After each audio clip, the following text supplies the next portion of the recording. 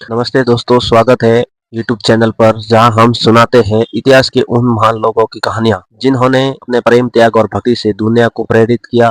आज हम बात करेंगे भक्ति की देवी संत मीराबाई की, जिनकी कृष्ण भक्ति आज भी लाखों दिलों में गूंजी है। दोस्तों, मीराबाई का जन्म 1498 में राजस्थान के मेड़ता में हुआ। बचपन से ही मीराबाई का मन संचारिक खेलों में नहीं लगा था। कहते हैं एक बार जब वे सिर्फ 4 साल की थी तब एक साधु ने उन्हें कृष्ण की छोटी मूर्ति दी। उस दिन से मीरा के जीवन का हर पल कृष्ण के नाम में डूब गया। वे कृष्ण को अपना मित्र, साथी और पति मानने लगी।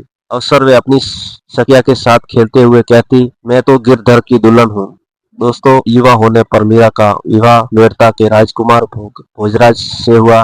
मेड़ता का राजमहल ऐश्वर्य, वैभव और सती का केंद्र था, लेकिन मीरा का मन इन चीजों में नहीं लगा था। वे रात रात भर कृष्ण के भजन गाती और उनके ध्यान में लीन रहती। महल के लोग उनके इस भक्ति का भाव समझ नहीं पाए। इन पर कई बार ताने कसे गए, उन्हें सामाजिक दबावों का सामना करना पड़ा, लेकिन मीरा अडिग रही। उनकी एक पंक्ति में उनका समर्पण साफ झलका है, मैं तो गिरधर गोपाल, दूसरों न कोई। दोस्तों, राजमहल में मीरा की भक्ति का पागलपन समझा जाने लगा। कहा जाता है कि कई बार उनकी जान लेने की कोशिश की गई। कभी विष का प्याला दिया गया तो कभी जहरीले सांप को उनके पास छोड़ा गया, लेकिन मीराबाई हर बार कृष्ण की कृपा से बच निकली।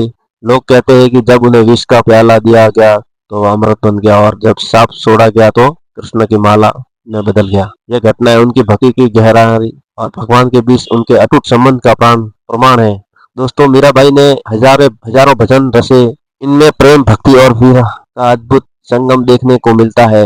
उनके भजनों में खासियत यह थी कि वे सरल भाषा में लिखे गए, उन्हें हर कोई समझ सके। उनके कुछ अमर भजन हैं। पायो जी मैंने राम रतन धन पायो, मेरे तो गिरधर गोपाल दूसरो न कोई, पग घुंघरू बांध मीरा नाची रे। इन भजनों में सिर्फ संगीत नहीं बल्कि भक्ति की गहराई भी झलकती है। आज भी ये भजन सुनने वालों के दिल में भक्ति की लहर जगा देती है। दोस्तों, भक्ति की राह में मीराबाई ने महल का आराम छोड़ दिया। वो वृंदावन, मथुरा और द्वारका जैसे तीर्थ स्थलों की यात्रा पर निकली। हर जगह लोग उनकी भक्ति और भजन से प्रेरित होते। वृंदावन में साधुओं के साथ बैठकर भजन गाना, कृष्ण मंदिर में घंटों ध्यान करना, यही उनकी दिनचर्या बन गई थी। उनकी साधना ने उन्हें जन जन की संत बना दिया। कहा जाता है कि जीवन में अंतिम समय में मीरा द्वारका पहुंची, जहां उन्होंने श्री कृष्ण के मंदिर में कई दिन भजन गाए और ध्यान लगाया। एक दिन मंदिर में भजन गाते हुए मीराबाई उसी मूर्ति में लीन हो गई जैसे उनकी आत्मा कृष्ण में समा गई हो। उनकी ये अंत यात्रा भी उनकी भक्ति जितनी ही अद्भुत थी। मीराबाई का जीवन हमें सिखाता है कि सच्ची भक्ति से डर, लोभ और स्वार्थ के लिए कोई जगह नहीं होती।